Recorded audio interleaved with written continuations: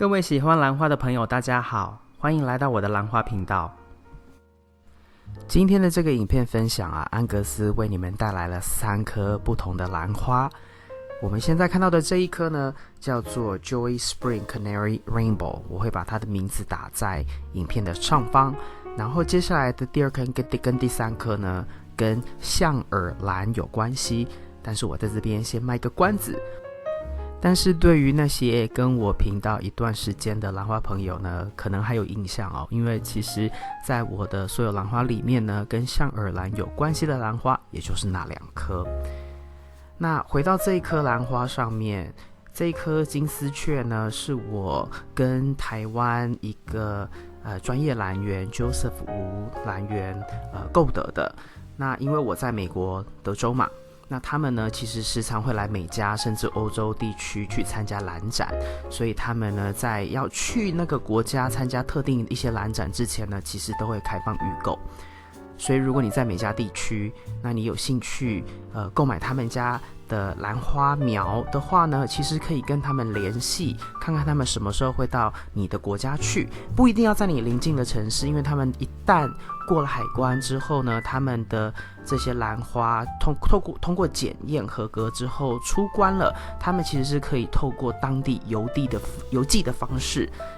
方式把这些你预定的兰花苗直接用寄送的方式寄到你家，你不需要到他们去的兰花展实际去那个兰展去拿那个兰花苗。当然如果你很幸运的住在兰展的附近的话，其实像迈阿密每一年很大的这个兰展其实有很多兰友都住迈阿密，因为那边天气很好，所以很多人养花养的都很成功，那他们就会去参加兰展。那这些兰展呢其实是一个非常方便，能够一次看到很多兰园他们的兰花苗，然后也看到很多参展的这些养得非常非常好得奖的兰花作品。那如果你是在台北的话呢，这个兰园他们在建国花市，就是台北捷运站大安站附近的建国花市呢，摊位一般好像他们都是在408。我会把他们的脸书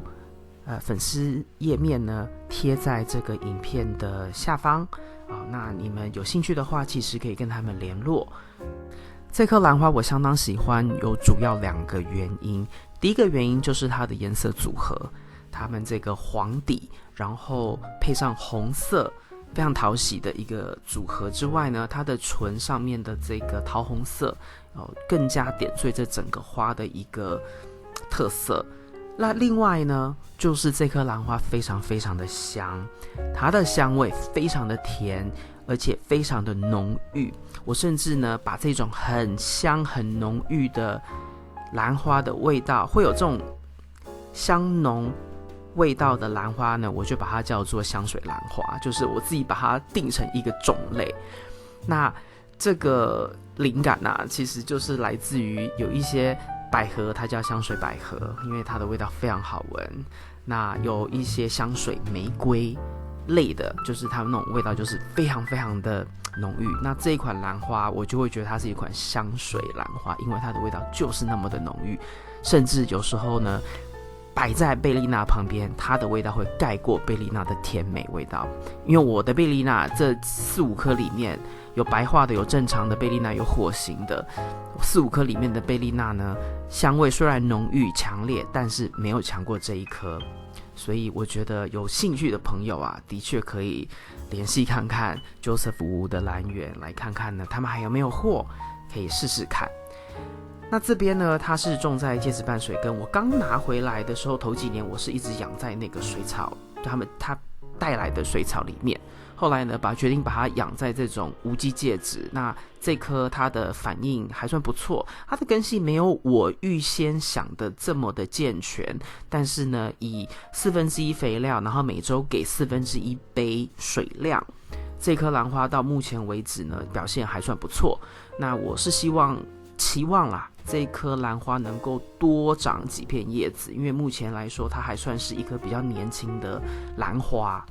所以呢接下来它的这个生长状况有机会再跟大家做报告。